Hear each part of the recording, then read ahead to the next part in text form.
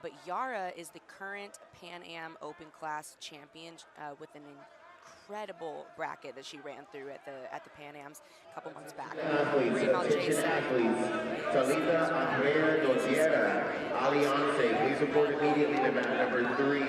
You're at risk for disqualification. Talita Andrea Dosiera, Alianse, se presenta área 3, agora, por favor. She's always playing on the bottom, famous for her lasso, spider, but seen no problem on top of him. Yeah, and you were just really, we got to talk off camera and you were just laying it out, all the whole women's division and these two, and so it was really fun to hear. But as we see Maria getting into the turtle, Maria's known to also take a lot of legs. She likes legs. So you might be able to see Yara, I'm sure, is well versed on the rolling knee bars. Yeah, absolutely. I would say both of these ladies are really, really talented top and bottom, but Maria has a huge preference for the leg game. She's great at knee bars. That is a devastating toe hold. I've felt it before. It's not very fun. But at the same time, you know, Yara has a little bit of a weight and size advantage here, and it can be hard to get underneath someone with hips that heavy. And just look at the awareness of being able to go straight over towards the head when she feels in danger with the legs. Looking for the back here now, too. Yeah, right now we're into the open class of both the females and the men, and we've got just we got a crazy bunch of matches ready and primed now. We've got through the first rounds, and now we've hit that where it's just going to get nuts here for a few minutes. Yeah, what's wild about these divisions, what you're saying, is that, you know, a lot of these quarterfinal matches could, or even some of the first rounds, could potentially be final matches on any given day. So what we're seeing is really, it's kind of a toss-up of who's going to come and take the crowns for the open class. So today, I believe the women go all the way into the finals. Yes. And the men go into the semifinals. Men go to the finals as well. I think they go to the finals as well. Okay, I have to double check. Confirm that one. But yeah, if you guys, really, really nice awareness of where the hips are to not go back in the guard. But Maria's doing a really good job of not allowing Yara to either go all the way to the head or all the way to the back, kind of keeping her in that mid-range with that right foot as a nice hook, so she can't spin behind. And that right hand on the collar is doing enough space so that Yara can't close into side control. Yeah, that bottom leg is a problem right now. That grip on that bottom leg and that leg weave situation with collar bottom leg is a little bit of an issue for Maria. That's sort of what's keeping her from getting back to this three-quarter guard right now, is that left-handed grip there. There's the leg entanglement. She's trying to get in on a rolling knee bar. She's been known to do a few of those. Well, that's the thing about Maria, is you really can't ever relax and think that you're going to settle into like a smash pass kind of. You know, Yara here is doing such a great job of smashing the knees together, and look how she uses her left hand to either control the hip or go back to the toes. But if she goes back to the toes, she risks her own legs being open. So she's doing it pretty strategically because we're on the edge of the mat here. But at the same time, you know, she's very, very aware. Yara's an experienced seasoned competitor. With Maria, you can never relax. So we have 6 minutes, you know, 3 advantages on the board for Yara. But that all goes away if there's a sweep or a knee bar or toe hold. So definitely not, you know, even though she's in control, the match is not won by any means. We're just getting started here, not even halfway in. There's that toe hold you were talking about. So got to be dangerous. It's scary here because now we're going to see Maria come on top, and Maria will score 2. So they're going to reset in that single leg X position. Maria will get the 2. But we've seen Yara concede position many times before because she loves to play on the bottom. She's one of those guard players that has such an incredible guard. She's so confident on the bottom that she'll give up the bottom position to get more going. And we see her doing that here with this toe hold. She got it. Wow. I'm very surprised that there was a tap here. Maria looks a little bit upset. I'm not sure if she was upset on the reset. Or maybe she's injured. Yeah, I think maybe you're right. But yeah, that was a pretty fast tap, and maybe she looks upset. You're right. Yeah, she may have been upset on the reset. I'm not totally sure, but I mean, again, can't underestimate the power that Yara has once that starts to get locked in. Maria has been known too when people start attacking the feet. She's great at re-attacking. So we do see that a lot.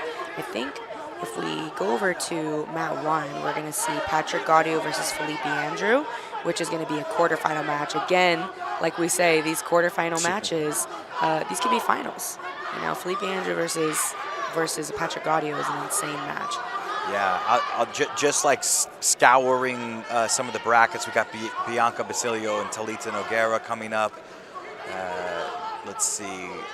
We also are going to see, so the quarters, so you guys are a little bit more updated on the black belt male open class. The quarterfinal matches we have lined up so far are Felipe Andrew versus Patrick Gaudio. We have Max Jimenez versus Felipe Pena, which is an incredible match on mat 2. We are also going to have Nicholas Marigali versus Victor Hugo on mat 7. That is a very interesting match because they would potentially end up fighting today as well, again, in the weight class if Nicholas Marigali gets past Cyborg. So that's an interesting first fight that will lead to the winner. The winner will go with Victor Hugo. But they're going to fight now on mat 7.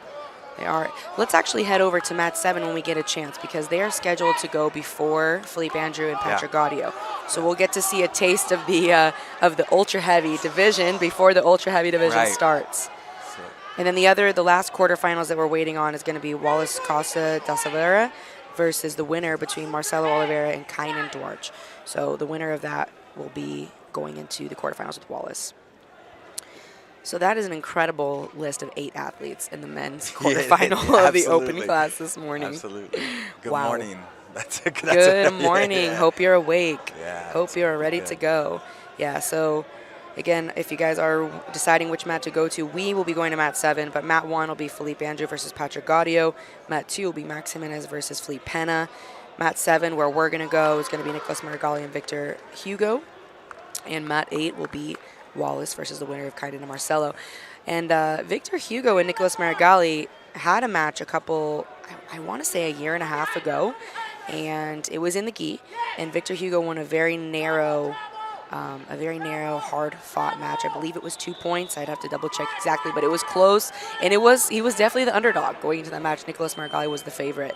Yeah, Victor Hugo, until recently, I believe, he's been the underdog, and he's beat up a lot of very good guys. He's so well-rounded, and he's sort of like a silent assassin, if you will. He's not a very vocal individual. He's kind of quiet, lets his skill sets speak for themselves, but then he goes in there and just, man, he's very, very talented. Yeah, he absolutely does. So we're here on mat 7 now. We see Nicholas Marigali, Victor Hugo about to get started. This is a big, big match. This is going to kind of set the tone, in my opinion, for the weight class too, like we said. Yeah. There are tons of killers in that ultra heavy division, but that will be an early first round matchup because that could be an absolute final any day of the week. Yes, it could. Any year. And yeah, Victor Hugo, a little bit of a newer black belt, but the interesting thing about Nicholas Marigali is that we haven't seen him since pre-COVID, right? I don't think we've seen him at all, or he might have done one thing. I'm not. Maybe he stopped BJ Stars. I think yes, we saw him on BJ Stars. But that's the X factor we were talking about. This is 2 years since Worlds were here. So how have these guys adapted in over 2 years? We haven't seen a lot of them. We haven't seen a lot in the gi, and especially of the people that were in Brazil. Maybe they had trouble getting here, competing a lot. So it's a bit of an enigma. We have Victor Hugo has fought so much. Let's make sure we're here zoomed in on mat 7. That way we can get to the action. We have a quick guard pull here by Victor, but Nicholas sits back as well. Comes right up. They did not count it as a double guard pull, though. I think Nicholas was looking for that. Yeah. But no advantage here. But he is getting right to passing with a lot of big handstand here by Nicholas Marigali. It's really out ahead of the grips there with the bullfighting, staying down by the ankles. And that's one thing I think if we were to give Marigali maybe a little bit of advantage, you got to give him the explosiveness.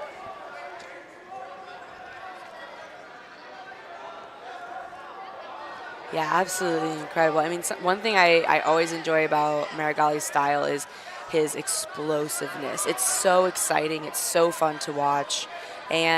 But Victor, one of the things he's really talented with, too, is slowing down big, crazy opponents. His slogan is big man flow, right? So he's always looking at, slowing down his opponent when he needs to, but then he pours on the action, the cartwheels, the flipping around when he decides that it's time to go for that. So it's an interesting combination of these two athletes. Yeah, I agree. And he's slowed him down here right now. And this is one of Victor's favorite positions. He loves inverting. He talks a lot about making the 50-50 position very active and working for knee bars and toe holds from there and making it. Look at all the weight with those hips on that leg. That is incredible. That man is almost 300 pounds. You do not want 270, 280 caving in on your knee like that. No, and he did a good job of keeping the leg inside. Marigali tried to do a diving back take, get his foot in, and come up on a leg drag. He did a great job of keeping that foot in. Yeah, when we're in this 50-50 position, Victor has to keep it on his left shoulder. If it starts to go to his right shoulder, Nicholas can drive his left knee to the mat and start to pass into a leg drag position, just like you were saying, Sean. So it's an interesting, again, look at those hips elevated off the ground from Hugo. It's so much pressure going into the knee here that it makes it really hard for Marigali to really get his explosive movement going with what we're talking about as one of his biggest strengths. Yep. And again here, just controlling the hips, Hugo is.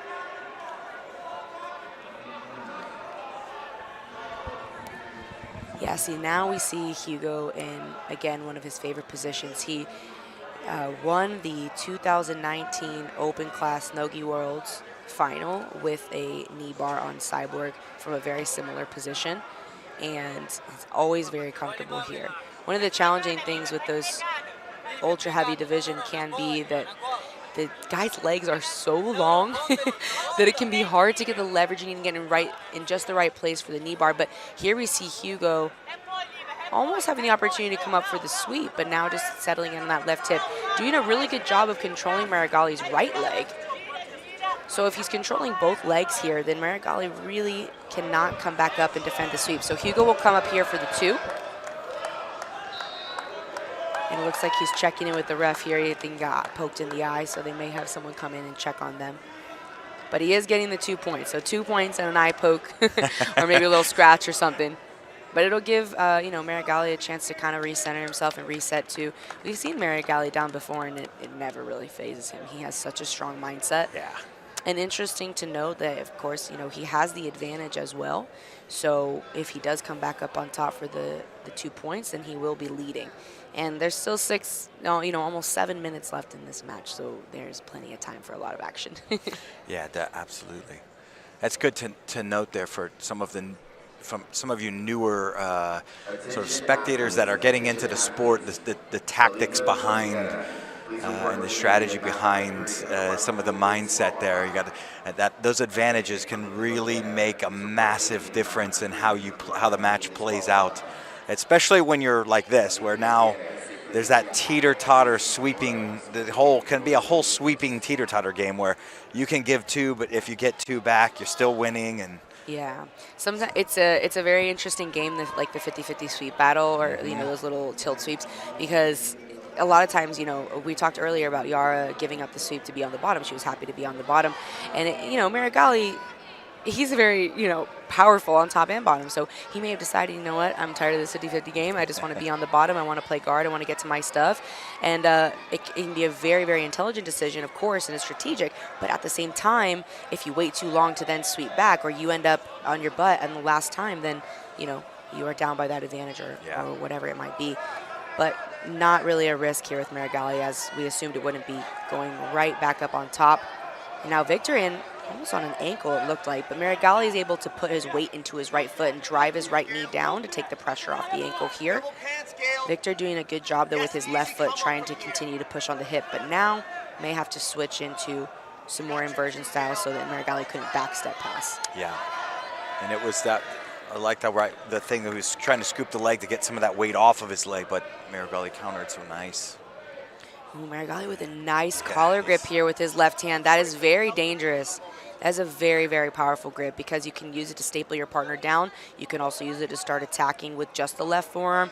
And, of course, you can also bring that right hand over the top, kind of Hamalu Bahal style, and start going into that cross choke from the half guard, which is what we're seeing. Yep, and this belt grip is it's an oldie but a goodie as well when your left hand is in there deep. But Victor's so explosive from the bottom position, it is really hard to put that man's shoulders on the mat. He did a great job of just moving in from a single to pulling that leg back in. And he did. So intricate in these positions. Oh, this will be a very interesting position to see how they reset, because it looked to me like the referee said stop before Marigali jumped around to the back of the turtle. It's very possible that they may restart standing. Yeah. Typically that's the case if they go out in a turtle or a scramble position that's not easily resettable. Resettable, it's made a new word. All good.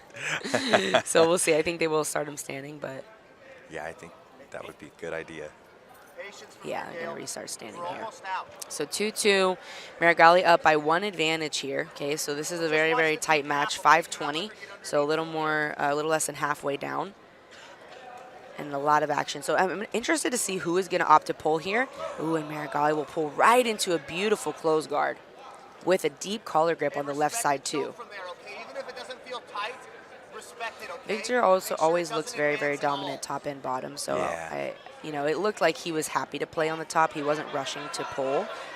But you have to be very, very careful here with letting your posture be broken with someone like Nicholas Marigali, because once he gets something, he usually does not give it back. Yeah, especially with that. I don't know, he let go of that belt grip, but the belt grip is good, so good for triangles with the gi. You can just start bringing your knee through, and that right knee, if he starts to carve that through, he's going to keep, there it is, he's going to shake his leg, bring that knee through, and it's going to be triangle territory here with that belt grip. It is. It'll be interesting to see what Victor does with his left hand, if he opts to control that knee and try to push it down to step over, or if he's going to play it a little more safe and try to bring his elbow back inside. Looks like now we have almost like a full body lock position, but it doesn't look like Victor's going into like a Sao Paulo pass, like really trying to break the guard open. Yeah. Just kind of keeping his posture broken here and not really allowing Marigali to get the space he needs to work to these triangle positions. You do have to be careful though here on top from Hugo, because he is risking getting a stalling penalty. But I think in the ref's eyes, a lot of times what happens in these positions is if Marigali is holding him down with that belt grip, then it's very hard to give the person on top a penalty, because we don't really know how much of a push and pull is going on, who's pushing the action. So now we see, he's starting to create some space, like with these big hip escapes, trying to get an angle to one side or another. And when he brings his hand to that grip on the pants, he can kind of use that to pull his head closer and get more of an outside angle. Just 3:40 left, and it'll be interesting to see when the urgency comes into a little more play with Hugo, because we do know he's down by an advantage. But with 3.5 minutes left, he may be waiting to run the clock down a little bit too. Yeah, you could be right. And then look to get at his own advantage here later in the contest. And the belt grip is a good one from the guard. It's hard to contend with, and Marigali does have the length to hit triangles, and it's starting to loosen up there now, the belt. So. Yeah, it's definitely not giving as much leverage as it was before with that loosening up. Yeah, with 3 minutes left, I think we're going to see Victor try to start to open the guard now. It looks like he's getting a little more space. It's hard to tell in these positions, how urgent someone really feels, because the thing about this top position is that if Victor does any explosive movements, he's not very safe while Marigali is breaking his posture, holding the belt. And he respects the guard. He respects Marigali's explosiveness and his attacks from the bottom.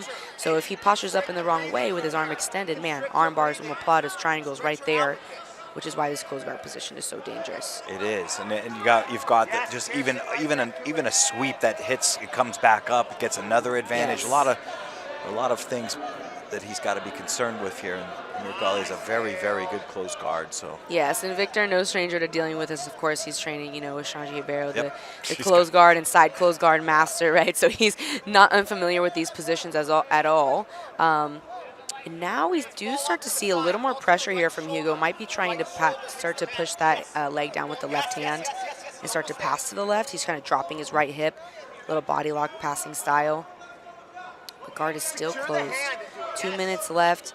We have one advantage, only a one advantage lead. It's a very, very tight match, but this could really go either way. If Victor decides to get explosive and get an advantage for a near pass or looking for the back. Marigali looking at the ref a little bit and maybe looking to see if there's going to be a penalty or a stalling warning. And so just as a reminder, the black belt open class, we're in the quarterfinals here. We have on mat 1, Felipe Andrew versus Patrick Gaudio. Mat 2, Max Jimenez versus Felipe Pena, which is a big match. It is. And then we also have on mat 7 here, we have Nicholas Marigali versus Victor Hugo, who could potentially face later on today in the weight class. And then we also have Kainan Duarte versus Wallace Silveira. So big list of 8 names right here.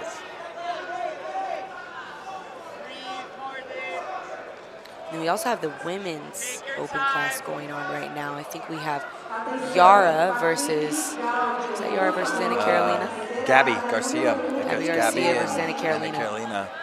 Yeah, I think let's move over to mat 6. There's only 45 seconds left in this match, if we move over to mat 6, we are going to see Ana Carolina versus Gabby Garcia, which is a very, very interesting fight, especially considering that Gabby Garcia was not signed up for the Worlds, I think, until the very last day. Yeah. The last day, and she said Fabio Gurgel encouraged her to sign up and, was like, let's do this for the team. So she signed up, but Gabby Garcia and Anna Carolina have a very interesting history. They have been pretty public on social media about not really having a huge favor for each other. You know, they have a little bit of a negative history. So this is a very probably emotional match, and it's not the last time we're going to see them. Potentially, you could see them at ADCC, no-gi. We see Gabby smiling here, you know, kind of laughing. We missed the first few minutes of the fight, so I'm not sure if she's laughing at going out of bounds or what we're doing here. So it will be interesting to see if Gabby elects to stay on top or bottom. Now, typically, we have seen Gabby only as a top player and, you know, really always looking for the takedown, looking to smash from the top. But the last few times we've watched her fight, she's pulled guard, and it's been shocking. Yeah, and, you know, I said the last time I commentated with her, I thought that was really cool. I thought, hey, she's in the biggest environment. She's really trying to open up her game. Yes. Obviously, she's been working on different things. It looks like she's been working on her judo as well with her, where she's starting to move Anna Carolina around for her posture. Really opening up those collar grips. But man, Anna Carolina is so incredible on the feet too. If we look, you know, when you think about a match with a size difference like this, it's really impressive when the person that is smaller opts to stay on their feet, because it is risky. You know, it is. It's hard to avoid these big takedowns. I would say, especially with the gi, with those big collar grips, it's very hard to avoid getting your posture broken. But I'm impressed to see Gabby here in the open class. She hasn't competed in the gi in a very long time, and she's been competing primarily no gi, whereas Baby or Anna Carolina has been switching back and forth a lot. So this is a really exciting first round match. And again, like I've said all morning, both of these ladies could potentially be the open class champion on any day of the week. They have both, you know, really been, Gabby's done that a couple of times. Baby has gotten close. She's won a couple weight class titles. But yeah, both incredible. So we're 5:30, nothing on the scoreboard yet. It's just been a primarily on the feet fight. And, you know, this is one of those fights, as soon as it goes to the ground, I think it's going to be decisive. But on the feet really sets the pace for what's going to happen in the next few minutes. Yeah. And I'm not sure what we missed. I don't know how, but we missed Patrick Gaudio. I think it was Philippe Andrew just submitted Patrick Gaudio. I didn't see they were going, but I just see they stopped and hard are to keep the attending to action knee. with so many great matches. I keep repeating them so that you guys at home can jump around if we need to. But we saw Victor Hugo and Marigali finish up over there. We saw Patrick Gaudio and Philippe Andrew, which I really am interested to know how Philippe Andrew submitted Patrick Gaudio. That's pretty intense. I missed it at all. But they're definitely tending to his legs. So it's obviously some sort of knee bar or foot lock. Patrick Gaudio is another one we haven't seen too much of lately because he's been in Brazil. He's done some stuff with AJP, of course, and BJJ Stars. But we haven't seen him really in the IBJJF circuit.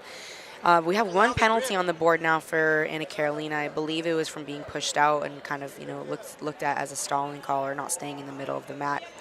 And we see Gabby looking for some foot sweeps, some judo here, but I don't think we've seen any like wrestling shots or wrestling takedowns. And not to blame them, both of these ladies have very, very heavy sprawls and really good counter wrestling, I would call it.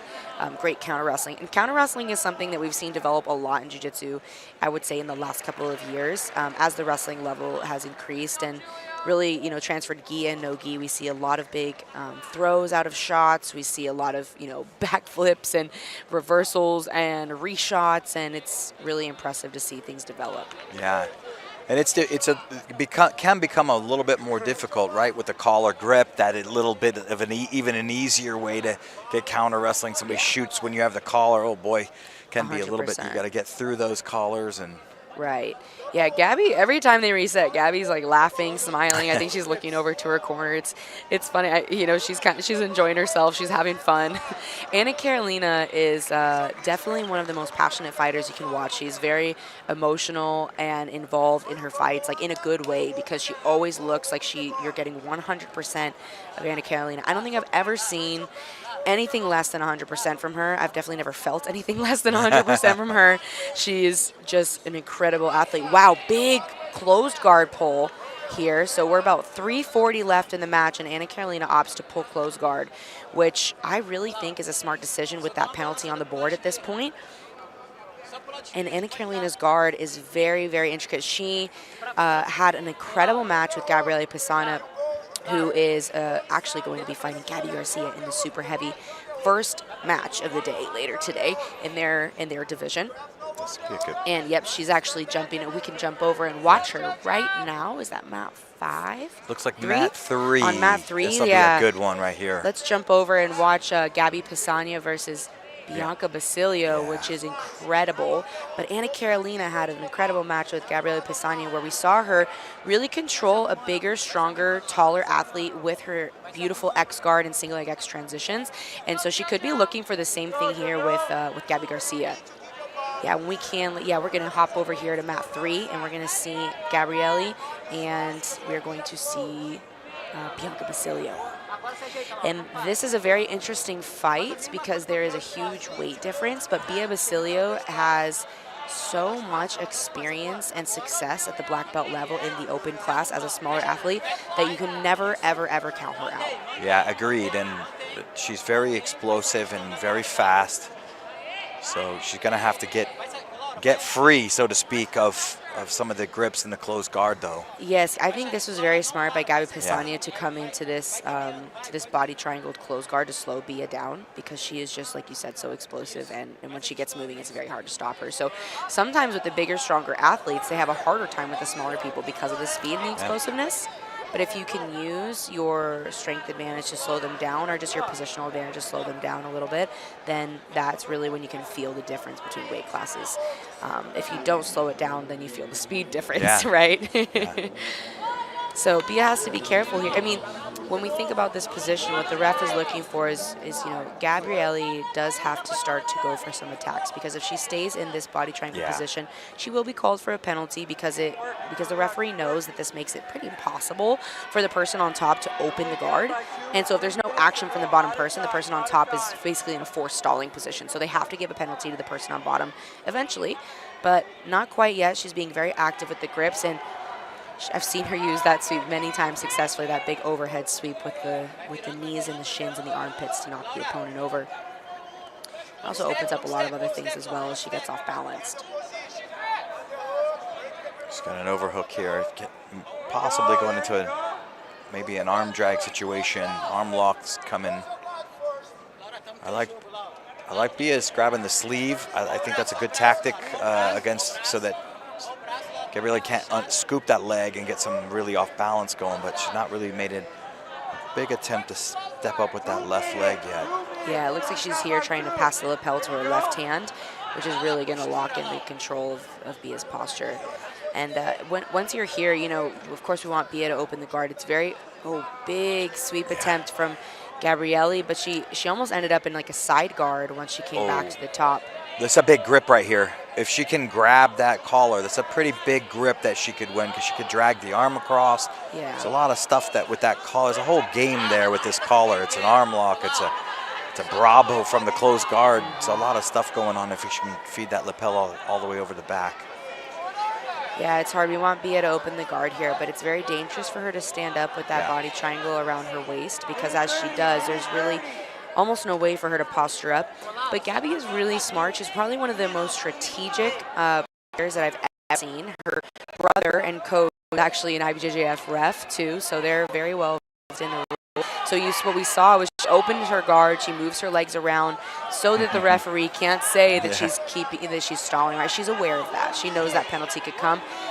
And it forces Bia to think, do I want to stand up? Do I want to be explosive and open the guard? Do I want to follow that trap? Because clearly I'm being baited type of thing, right? So it's an interesting little mental game there.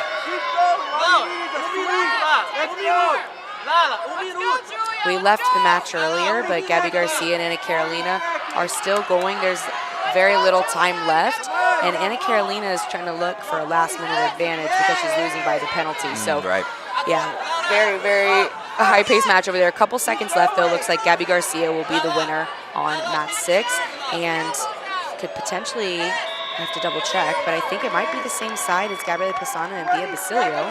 Now, which would mean Bia's going to dive on a foot here, and she's got a good foot lock. She finished a lot of people in foot lock, so has an outstanding foot lock. So outstanding. Yeah, so she's She kills Yeah, people here with she that goes. footlock. Yeah, a lot of pressure. Yep.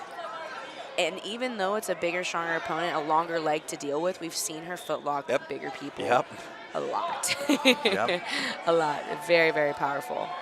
So now she's got to contend with like either recovering here or threading the right foot underneath as a short hook. That's always a good idea because her left leg is stuck. Gabrielle had the grip of the gi because she was going to come up and put posture and basically force a 50-50 but get a sweep out of it. But we'll see if Bianca can get a little lower on the foot, bend the knee. That short hook right underneath there, she sort of brought it underneath there. Is always a good idea to create some pressure and also bend the knee, get lower on the foot. Yeah, absolutely. Interesting. We're getting some news coming through now. So some of the semifinal matches are going to be set. So for the opposite side of, the same side of this bracket, we are going to see in the semifinals Yara Nascimento versus Gabby Garcia. So Yara versus Gabby Garcia. That's a very interesting fight. We have never seen them fight before. So that'll be, we're going to probably see a big guard pull from Yara and a good distance control with her strong lasso. So that's going to be the semifinals. Then on the other side, we're going to see the winner of this fight go against the winner of Bia Mesquita and Isadora Silva. Big movement here now from Gabriela Pisano. This could be a scoring moment if she can get the advantage or climb to the back. But now she's in on a Kimura here, which she has a tight bite on, but she might transition here to the legs or the back with this grip. Yeah. And she does get the advantage. So the only score here is going to be that advantage for Gabrielle. 2 advantages now for Gabrielle. With 4 minutes left, that is very, very significant, those 2 advantages. Yeah.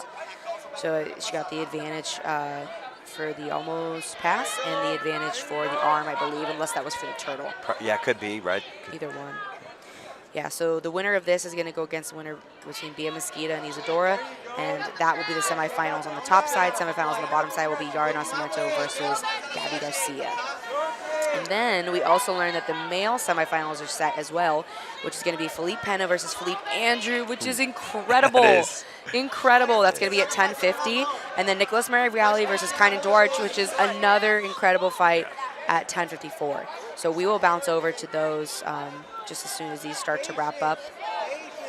So reset now for Bianca to see if she plays a little differently this sort of second half here.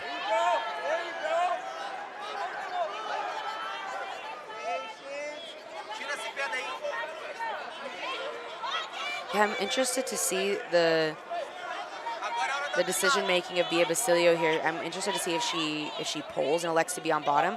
But even if she wanted to, now we're back in the same close guard again. Yep. We've seen this play out once. We'll see if she can change how it plays out here. Again, I think it's important to note that Gabby is a master of strategy. That was not an accident. She knows she can control Bia from here for a couple minutes or even work to score again. But the pressure is on Bia now because Gabby is up, So if she's in strong positions with grips and being dangerous and active enough, then it's going to be very hard for Bia to get the passing points that she would need at this point. But at the same time, we've seen Bia be very explosive with larger opponents and end up on the back and put those hooks in and be like a spider, like hard to peel off. So definitely can't be counted out. With 3 minutes left, still a lot of time to work for that pass. But with that, that's a very interesting grip with the lapel. Yeah, it is. It's gonna, there you go. Bia untied it already, so that's, Bianca did the right thing to untie it, just thread the foot through and under, but it did a good job of keeping her at bay for momentarily there. Yeah, you kind of trapped the foot in place, and now a big De La Riva sweep from Gabby, but not quite enough to put the butt on the mat of the hips. And now some passing pressure we see from Bia, but that grip on the ankle from Gabby with the left hand really kind of stopped things. And we also, Bia also has an amazing toe hold too. Yeah. She has great footlocks and toe holds. That's kind of where it was about to come from there. So yes. She might be a little high on the leg now to turn on a footlock. She could have applied a lot of pressure here, but Gabby did a smart thing by figure four-ing her ankles together. So now we're in this, this classic 50-50 position where it's very easy to think that Gabby will probably win this exchange. Looks like she might even come on top now for the 2. but she's not going to be in a rush because she has the advantages, right? So she can elect to kind of stay in the seated 50-50 position, or she can play on bottom, play on top. Bia has a lot more urgency, right? She needs to untangle this position and make something happen. There she comes to the top and gets 2. There's, see if she's gonna just get down on the foot again. She got the elevation, and so she got lower on the foot now on this left side, but you can see Gabrielle really doing a good job of controlling that cross sleeve.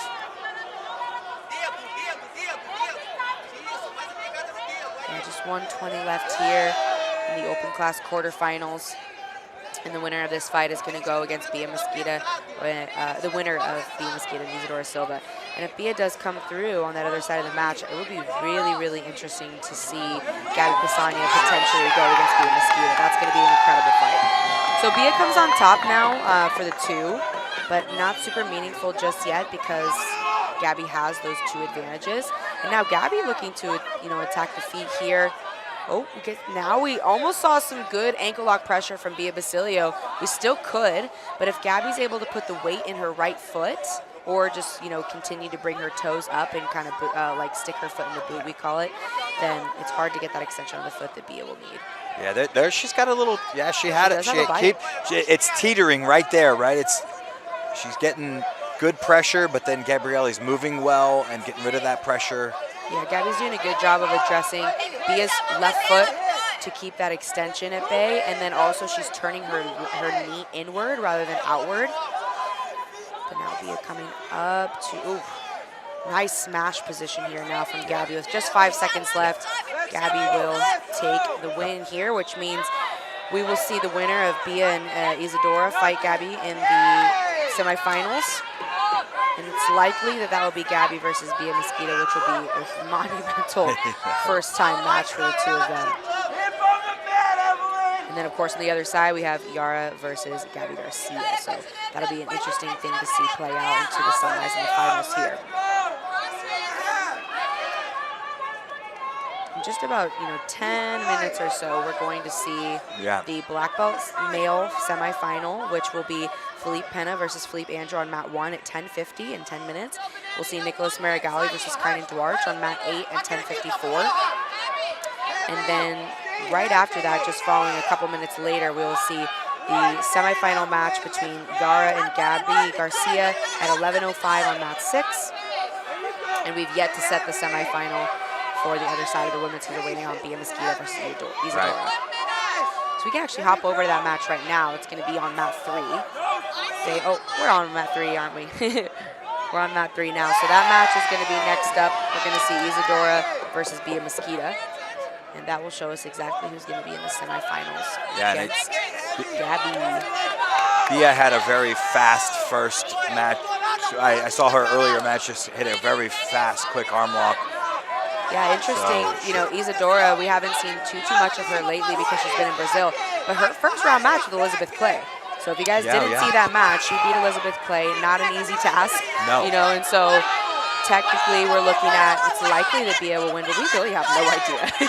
It really depends on which athlete comes out, which athlete comes out to win. So that's the only action right now for the black belts. So you guys are probably hear in the background we have some purple belt action going on. Real crazy here at the Worlds. No lack of excitement. And we're just waiting for the black belts to continue. So the last quarterfinal match will be this one here with Bia and Isadora. And then after that, we will jump into the male and the female semifinals. And then a little bit later today, we'll have the weight class starting. So then we'll see some athletes you haven't even seen yet. Yeah, it looks like I don't even see the athletes coming to the mat quite yet, so there must just be a tiny break and then before we see. Yeah, we'll take a tiny break here. Yeah. We'll wait for them to come back out. We'll take a tiny break. We'll be right back on mat 3 for this last quarterfinal match. And then don't go anywhere because these semifinals are going to be spicy. Some of these semifinals are definitely probably going to be my favorite matches of the weekend. Yes. So I'm very, very excited. So don't go anywhere, guys. We'll be right back on mat 3 for this last quarterfinals.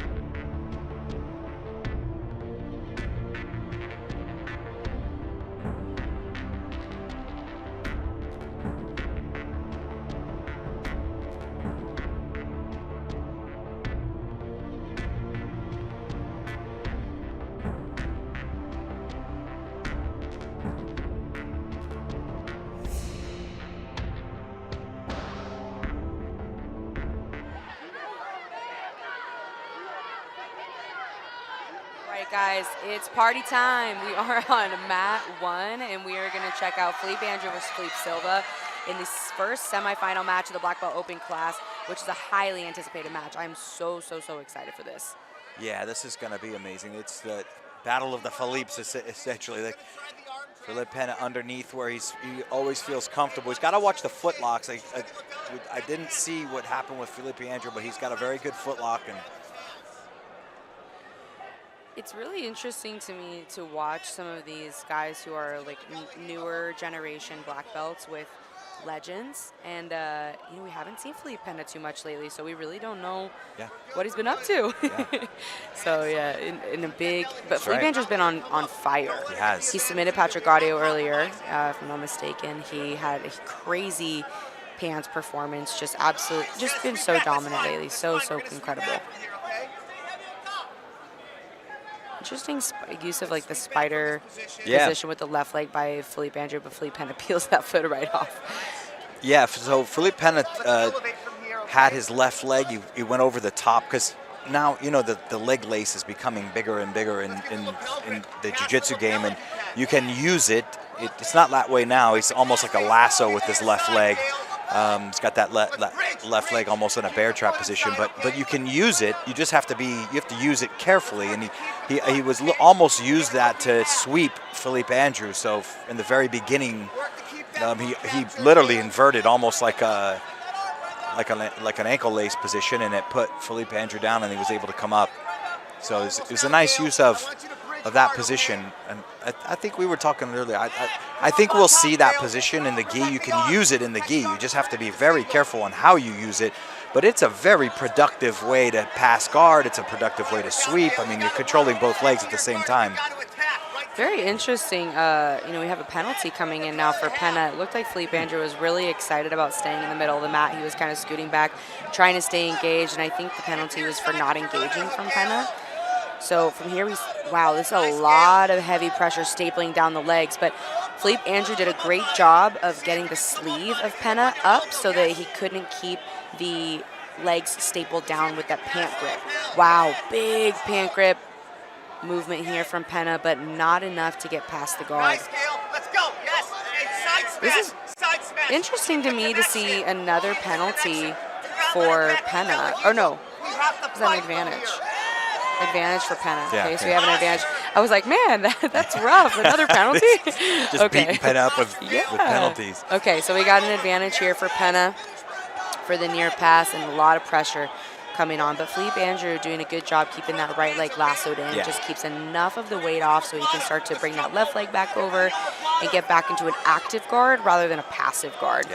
You never want to be passively playing guard where we're defending and we're just trying to retain. It can feel like you're drowning, right? With someone's pressure like that, especially. But when we get back into an active guard, as we're seeing now with Pena, we have this nice lasso in. He's switching between the De La Riva and the collar grip, breaking the posture, attacking the leg. But unfazed, you know, Pena coming in with some big pressure to keep passing to the right side, completely ignoring the lasso, or just, I wouldn't say ignoring, but he's doesn't feel threatened enough by the lasso to address it at this point, right? Yeah. You saw Felipe do a very nice knee lever with that lasso just to reset Pena, but yeah, like you said, Pena's sort of unfazed right now with the lasso. Right.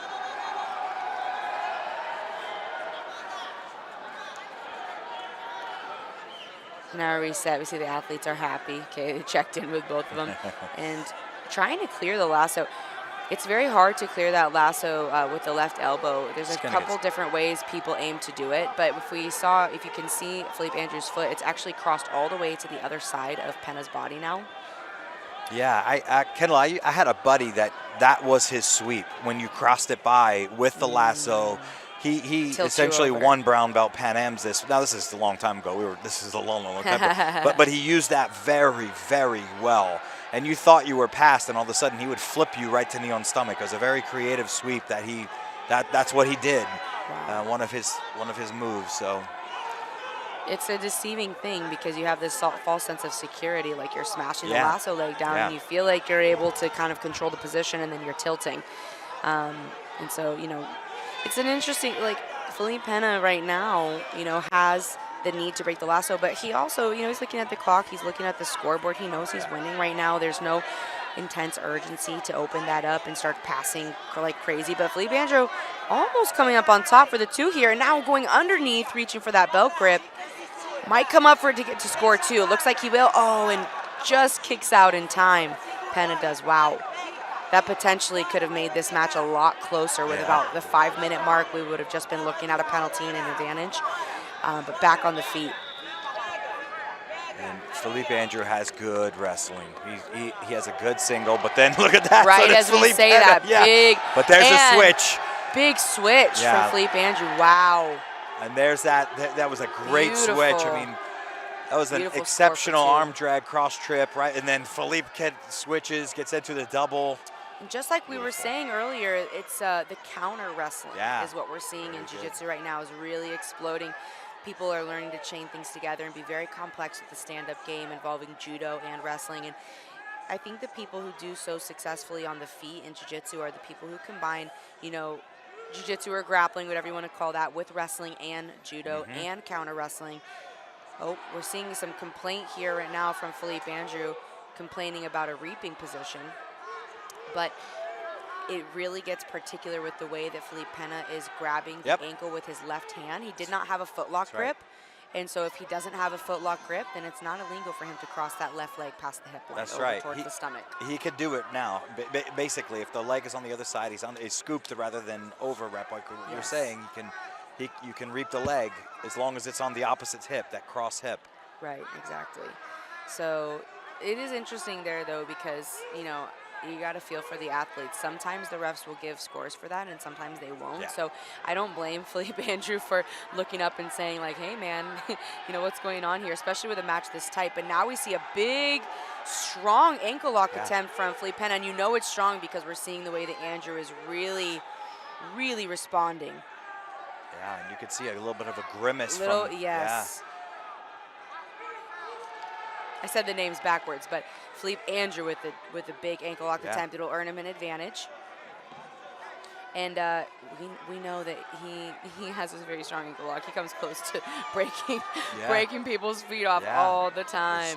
Very good attempt there. He did a good job of creating some distance with his inside hook, and he just has, you know, such a strong way of keeping the feet on the hip or the foot on the thigh, depending on where it is, and extending his legs so that even if somebody is standing on their foot, he's still able to create enough extension to get the break, right? Even if the person's standing, which is pretty uncommon. You don't see that too much because typically with a foot lock, if I can stomp my foot to the ground and make my foot flat, I'm safe. But if someone is so powerful like that and just so skilled in that position to be able to continue bridging their hips up while you're standing and get the break, that's someone who has a great foot lock, who knows what they're doing, which, you know, we're looking at 2 world-class athletes right here, so not surprising. So we're, you know, moving into just under 3 minutes, 2 minutes, 48 seconds, 2-2, but Penna is winning now by 2 advantages. So we're going to need to see a bigger score here by Philippe Andrew. If he were to score 2 advantages, potentially, then he would be up due to the penalty that Penna has. But more likely than that, he's going to be looking to pass. He's going to be looking to put some points on the board here. So now we have the switch off. We have Penna with the lasso now, which is definitely a big part of Andrew's game. It can be very frustrating at this point in the match when you're trying to pass because it can be really sticky to unravel, but he's doing a good job of it here. You know, he's, a little bit of a backstep hip switch action, but Philippe Penna doing a great job keeping his legs involved. We're almost in like a 50-50 position now here. Another position that's hard to break out of when you are doing a lot of work to pass. Yeah, it is. And especially if you're someone who's up on points. You know, holding this position is sometimes the only goal towards the end of the fight. We see that happen a lot, especially when you're winning by a narrow lead. Take too many chances at this point. Philippe Andrew's going to backstep past your guard or break your foot off. You know, we've seen it. Yep. And Philippe's got to be careful he doesn't get a little overzealous and have that. Philippe Andrew does, because that left knee of Philippe Penna crawls in there, and all of a sudden he's behind you. Yep, you know, there's some big back take opportunities here. and foot attack opportunities too, right? Felipe Pena definitely has both, and that's the hard thing about that position is if you play the foot attacks or the leg attacks with the back take, then one of the two typically starts to open up. As you defend one, you have to address the other, and we see just that. That was a nice little inversion. Going in on the legs, and then, you know, Andrew's forced to defend the legs, so Pena goes back to the back. But a very good idea here for Andrew to break that sleeve grip off of his right foot so that his right foot can be free. He'll be able to stand up onto that right foot and really start to drive some forward pressure. But if he's not able to stand up on that right foot, then he really is stuck and at risk for getting swept here, which is what we're going to see. Well, not quite. Yeah, Felipe Pena didn't look too urgent on finishing that sweep. I agree. Yeah, I think he's going to try to let some time run by, but like he's in good control here. That was that. Whoa, well. See, he's going to score two there now. But Felipe Andrew looking like he thought he might be able to go in on a knee bar there, rolling through. But now he's going to have one of his favorite preferred positions. So this fight is not over. With 25 seconds, it's very, very plausible that he could get a strong foot attack here. Like we said, even if that left foot's on the ground, but now that left foot crosses over into a more classic 50-50. And Felipe Andrew back to the feet with 8 seconds left, looking like this is a one fight for Felipe Andrew here. And Felipe Pena staying on the outside, which a little bit of laughter between the two at the end. You know, he's like inviting him to the middle of the mat to finish up the match. And Felipe Pena's like, nah, man, I'm good. I'm done. I need a little break. Yeah. Like you said, he had a really tough match with Max Jimenez earlier, too. So it's been a long day for Felipe Andrew already. So, like we were talking about earlier, that is going to be our first finalist for the male black belt absolute. But just across the way, we are going to see Nicholas Marigali versus Kainan Dwarch, which may be my favorite match of the day so far. We're going to find out. I am very, very excited. That is going to be on mat 8. So let's head over to mat 8, right across the way. We're going to watch Nicholas Marigali versus Kainan Dwarch. And that was going to tell us who will be the finalist against Felipe Pena here in the black belt male open class. We also have the girls, the women's semifinals getting started with Gabriela Pisania versus Bia Mesquita, which is a legendary fight as well. Legendary. Let's actually, if we can, let's go to mat 3, just catch the first part of this match until the men start. They don't have their referees ready yet. So if we can go to mat 3, we're going to see Gabi Pisana and Bia Mesquita getting started with a big guard pull from Gabi Pisana and some knee cut pressure already over here from Bia Mesquita on mat 3. So if we go over to mat 3, we're going to see that getting started. Wow. This is a really, really exciting fight. Bia Mesquita, another one of those incredible athletes, you know, in the middle. I believe she's at middle. I could totally be wrong. She could be at lightweight. But, you know, in the middle kind of section of these weight classes, going with a super heavy competitor, but has done incredibly well in the black belt open class. Oh, yeah. So we're going to see a little bit of a reset on the edge here. And we'll go back to Marigali and Kainan once they get started in a moment. They'll be on mat 8 once the referees are ready. And Bia's in an interesting situation here with that grip of the lapel that Gabriela has. It's really going to control her well right now because she's got her lapel wrapped not just around the arm but through the armpit. It's so not this is fun. it's a different grip. It looks like she could just stack her, but it's not going to happen with that grip. Well, it's a grip that keeps her stuck, but now we see a little no arm triangle attempt there from Gabi Pisania. All right, so we will head back over now to mat 8 because we are going to see Nicholas Marigali versus Kainan Dwarch. Huge, huge match. So hard to choose between these two matches because they're both legendary, but we will get this match started over here. Kainan looking very loose, a lot of movement back and forth. Kainan in the black, Marigali in the white, if you're relatively new to these guys. If you're relatively new to these guys, you are going to want to watch this match. You are going to be seeing them a lot. Big guard pull here from Nicholas Marigali right into a very deep De La Hiva, that left leg all the way across the opposite hip, which makes it really hard for someone on top to maintain their balance. Now almost like looking like he's very comfortable staying on his side, almost like a little side close guard. I think he has a lapel fed underneath on that left-hand side, so if he gets that far sleeve, Dwarch is is going to get tipped over. See that right hand looking for that far sleeve. That's a big battle right there, because if he grabs it, he's going to get tipped. He's got the collar under that, on that left hand, Meregali does, under the leg, like a single more or less. And so if he can get that far sleeve, he'll probably be able to tip Kynan down. Yeah, he could. He definitely could. That lapel changes things a lot. And with the, this is sometimes a battle of patience here. It is. If you get too urgent, things can go bad very quickly.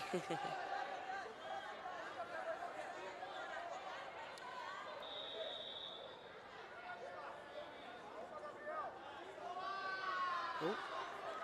Yeah, definitely a dangerous position for Meregali right now. We see, there's some, he could potentially shoot up some triangles from this position, which looked like it was on his mind for a moment.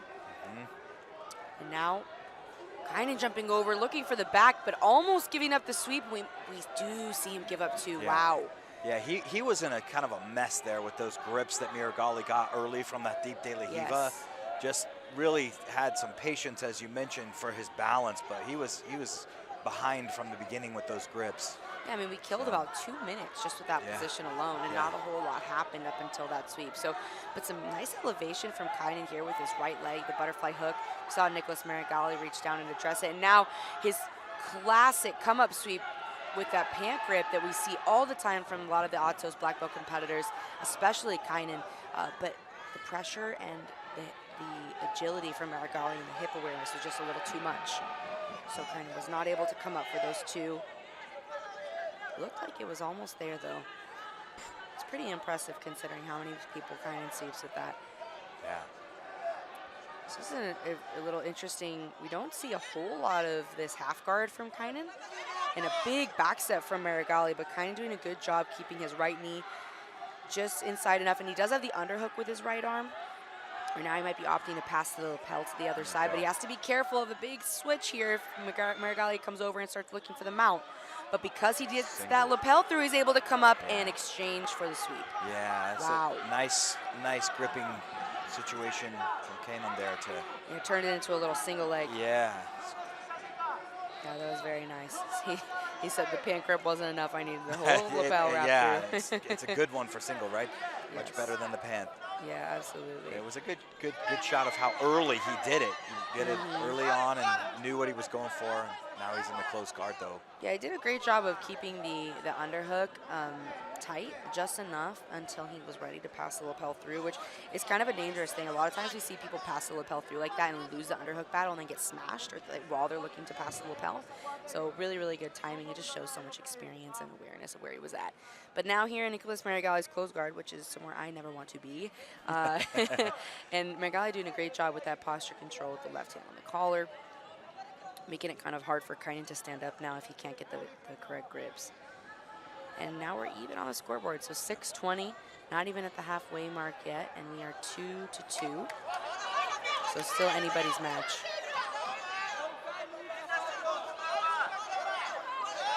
It's interesting how, it's nice how we see every time that Kynan comes back down from trying to open the guard, he always pops that right knee in the middle, which gives him the opportunity to go for a knee cut. It gives him the opportunity to back out and start some more distance passing. And just makes it hard for Meregali to reclose his close guard again, which is where he wanted to be. But now a big lasso inserted on the right side from Meregali, which is a great use of posture control. And a great use of slowing down a lot of Kynan's beautiful outside passing. He does a lot of beautiful outside Toriano-style passing. So with somebody like that, you do have to slow them down so that they cannot do those big explosive movements, ripping your legs side to side. We talked a lot about that earlier, where bigger opponents in the open class still have to worry about the speed of people that are, even though the weight difference here is not huge, it's still very relevant at this caliber. At this caliber, every difference in speed and strength and timing matters. So in that case, a lot of times the bigger athletes will need to slow down the smaller opponents a little bit, just so that they're not able to use that speed advantage against them, and it gives them the opportunity to use their strength and power advantage against the smaller opponent. So pretty common theme we see here. We've seen it a couple times already, especially with the lasso in particular. Yeah, you see that lasso, Kynan trying to pass around to that right side.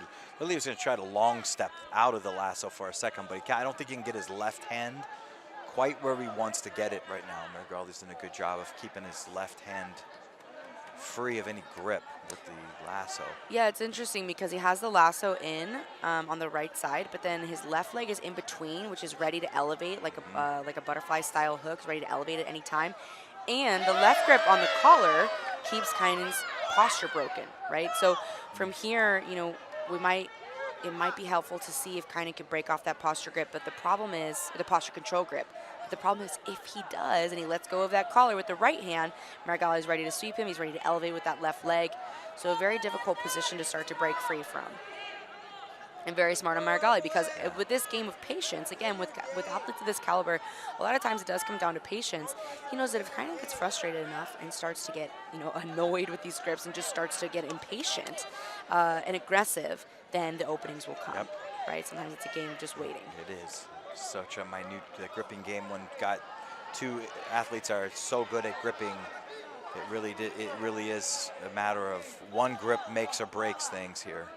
Yeah, absolutely. And then the same thing is in the reverse. You know, Kainen wants to weight down Marigali a little bit to see if he'll get a little frustrated, try to let go of one of his grips, switch things up. Because all we need is Marigali to change one of his, either his right leg lasso, his left leg butterfly, or his left leg collar. And if he changes one of those things, it gives Kainen the opportunity to start to pass. And we just saw that now, right? He moved his left leg off the butterfly just for a moment, and Kainen felt comfortable enough to take his hand off the collar and start to address that foot. But then once that foot came back in, now he's back to the collar grip again. And a big elevation attempt by Marigali. So again, we see as soon as that butterfly hook came out, Kainen was letting go of the collar and addressing that foot. And then once that butterfly hook is back in, now he's back to the collar grip. So this is very, very intentional, right? We're seeing a game of chess for sure. Absolutely.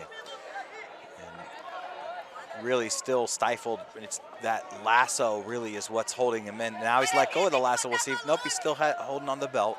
But you could do two things with that lasso grip versus that last grip, right? Is hold the belt or untie your hand. If you can't untie your hand, that belt's a very, very good second Anchor. place. Yeah, it's very good. Marigali's getting some good elevation, but Kainen's base is so strong. It won't even be enough for an advantage. He's not hitting his butt and coming back up. He's just kind of balancing onto his knees and his feet. And we have 1:45 left, so I think we're going to see Marigali open up just a little bit more now. I think he's going to really be looking for the advantage or the sweep. He doesn't want to leave it to decision. And that could lead to one of two things. It could lead to some big attacks from Marigali, or it could lead to the opening that we're talking about for Kainen to start passing. Because again, every time one grip changes, Kainen takes that right hand off and starts to address the pass. And then once everything's back in place, he puts that right hand back. Yeah. And it anchors him to Marigali, right? It helps him keep his base. If he doesn't have that grip, he can't pull into Marigali and keep them connected, which means he could be swept. But with only 1:15 left, interesting to kind of look at the corners and see who looks urgent. You know, the only person I've really seen yelling so far is Lucas Barbosa. He's coaching Kainen alongside Galvão. And no one looking particularly urgent. But now Kainen's going to be able to get some movement now that there's the lasso's out and Marigali wasn't able to pull him into the closed guard. But now a big posture break by Marigali. But because his right leg is stuffed inside, Kainen's going to try to pass to the left here with a nice body lock passing. A little bit of a hip switch, but back into the lasso we have Marigali. This is going to be 30 seconds left. This is going to be huge because we potentially have a referee's decision if there isn't any score in the last 30 seconds. So definitely these guys need to get something on the board, an advantage at least. Yep. You know, 20 seconds now. I think Marigali is going to get really, really explosive here. He's trying to bring that left elbow over to overwrap that arm of Kainen. 15 seconds left. Kainen has that right arm pass through to the opposite arm of Marigali, which is a good control position, but it doesn't lead to a quick pass. Yeah, it's a slower passing game, game, that one. Decision. Wow. What a fight. What a match. Yeah. So we have the 3 referees here for this match. So it's going to be a best 2 out of 3 call for the referee's decision. And really, I can see this going either way. Typically with referee's decision, I have a clear opinion of who I think won. But to be honest, you know, this really was a chess match. Both guys were very, very active, even if it was in small, minute ways, trying to make something happen. And just a lot of experience showing on these mats here today. Let's see what the referees decide.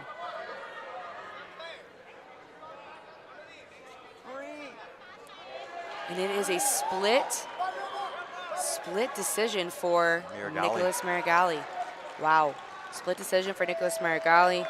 Kynan has some good sportsmanship, you know, offers a little applause. Yeah, And, just that, wow. that lasso really tied him up, shut down any of the movement that he could have, and I guess that's what pulled him through. Wow. Yeah, incredible fight. So now,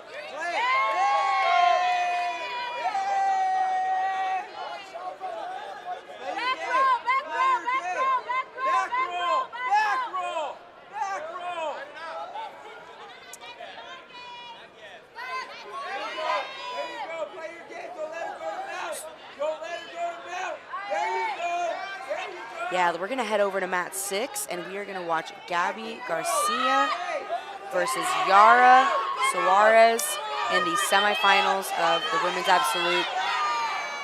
We were talking about this one earlier, Kendall. This is not a match we have seen before, and wow, we are jumping into this match just a little under halfway through, and we already have some points on the board. We have 2 points. Is that for Yara? Yes, we have 2 points for Yara. So I didn't see the beginning of the match. I would not be surprised if Yara had pulled and gotten a sweep from here. And now we see her in such a strong passing position. We saw the same position she was in earlier today with Maria Maljacek, where she can go either to the head or back towards the hips and the legs. So not in a position to smash and pass just yet, where Gabby's shoulders are on the mat. But Gabby's either going to have to offer up her back or side control, right, in this position. She's going to have to choose. It looks like we might end up with a nice guard pass here from Yara if she can get the back flat. Or she might jump over to the back as well. Yeah, she's got that collar and that far leg, that classic leg weave position, very tight.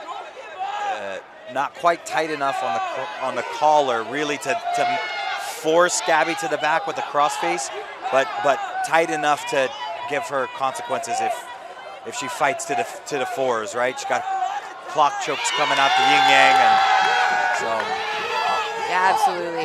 And I think I wouldn't be surprised if we saw Yara jump over to the back here in a minute and start to take the back of Gabby Garcia.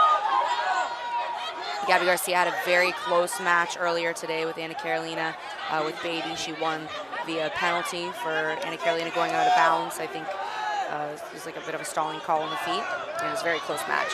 So, you know, Gabby had a long, hard-fought match to get here to the semifinals against Yara. Yara had a nice toe-hold win over Maria Maljacek, which is not an easy thing to do.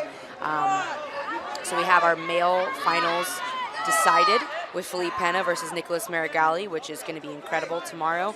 And this match will decide who will be in the finals of the female absolute. And I'm going to double check on that real quick who we're going to see on the other side. We had Gabriele Pisana versus Bia Mesquita, and I did not catch the very end of that match, so we're going to check in real quick to see that. But that was looking to be an incredible fight. We moved away from that fight to watch Nicholas Marigali versus Kynan, but it was a hard decision to make because it was just a big, big name match as well. And Yara really just like at home with his grips here. That collar and that bottom leg weave style. Now this is a little bit concerning because with Gabby's ability to come up onto her knees and kind of come up with a single leg, we could see a reversal, but Yara doing a great job of sprawling that left hip into the shoulder of Gabby. So Garcia is really not able to keep her hands connected. So as we start to see those hands split, the threat is really gone there. So 2:40 left here. I'm surprised Yara's not opting to jump over towards the back, but now she uses that left knee to start to pin the shin down of Garcia. It looks like, you know, again, just not in a rush here. Yeah, I think you're right. I think she just feels very comfortable here, very strong here. And well, it's exhausting to be Gabby right now, right? Yes, it is. It's exhausting to be fighting for your life in this position. Like, and now a little collar choke attempt. Yeah, oh, wow. She got it. Wow. And gets the tap. That is a huge, huge win for Yara Suarez against the multiple-time black belt, super heavy and open class world champion Gabby Garcia. Also, they could potentially see each other in the weight class later as well. Gabby Garcia will go against Gabriele Pisana in the first fight of the weight class later on today. Yara had the ranking points from winning the open class at the Pan Ams a couple months ago to be the #1 ranked person in her division, even though Gabriela Pisana has some head-to-head wins over her. So that's a really interesting dynamic in the super heavy division for the women. But for now, we will see Yara go into the open class finals later tomorrow, and she will be facing Gabby Pisana. So potentially we could see a double matching final for the open class and the weight class if it pans out that way, Gabby versus Yara, because Gabby was able to beat Bia Mesquita in the semifinals on the other side, and Yara beat Gabby Garcia, so they'll be in the finals later.